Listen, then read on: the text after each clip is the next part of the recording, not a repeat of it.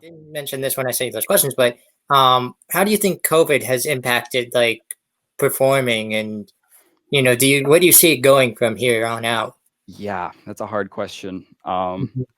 It was really hard at the beginning because like every entertainer, you have 12, 13, 14 months of work, just 24 hours cancel on you.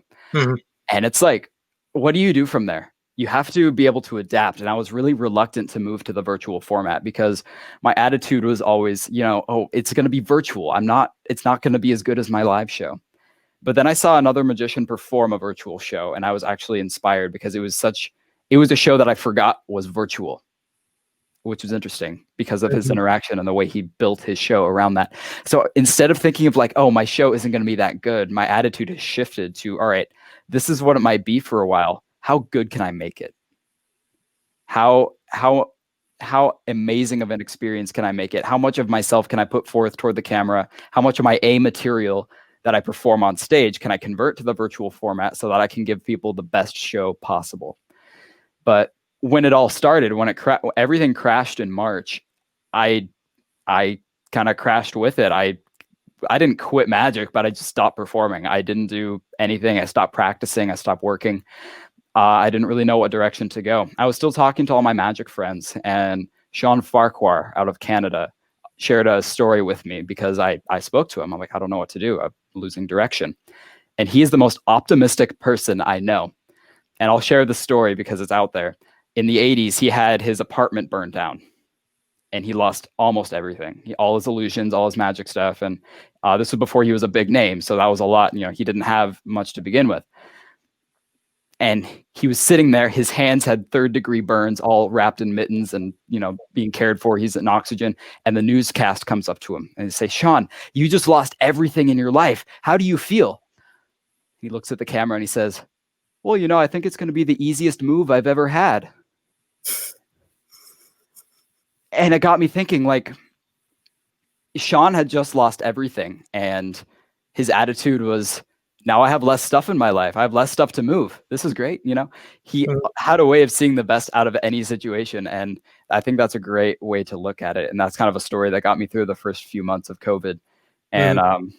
I'm in a much better mindset at this point that I can, freely say, but that was really an inspiring moment, kind of an eye-opening moment at that point. Most definitely. I love your attitude on it. I love how you've adapted, like, like most people, they're reluctant to do stuff because they're afraid of this, or it's not the same. But Right. when you looked at it and went, hey, I like this. I can do this. I can incorporate this. I can go off what this person's doing and build into that.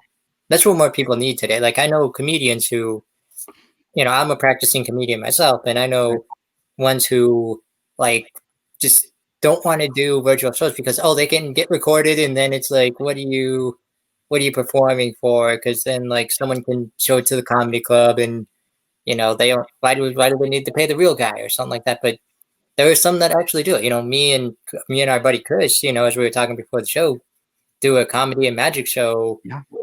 every once in a while, and I love it. It gets me. It's that thing that I can do outside of work and everything. So I love the attitude. Thanks, Well, man. yeah. Thanks. And it's taken a while to change the mindset. And I've had a lot of people along the way help, Mhm.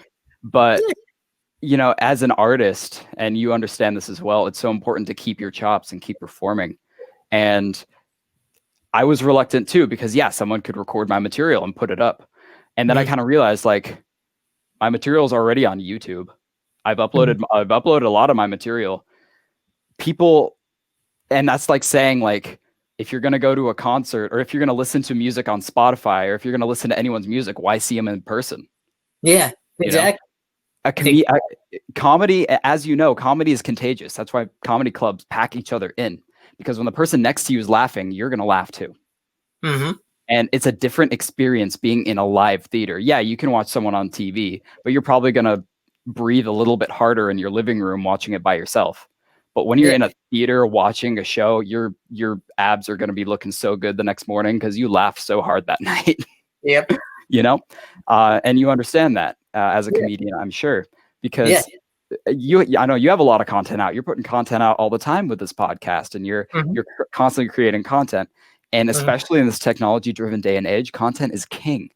So, especially for those entertainers who are reluctant to get out there, this is the perfect time to create new content and try things out on the camera.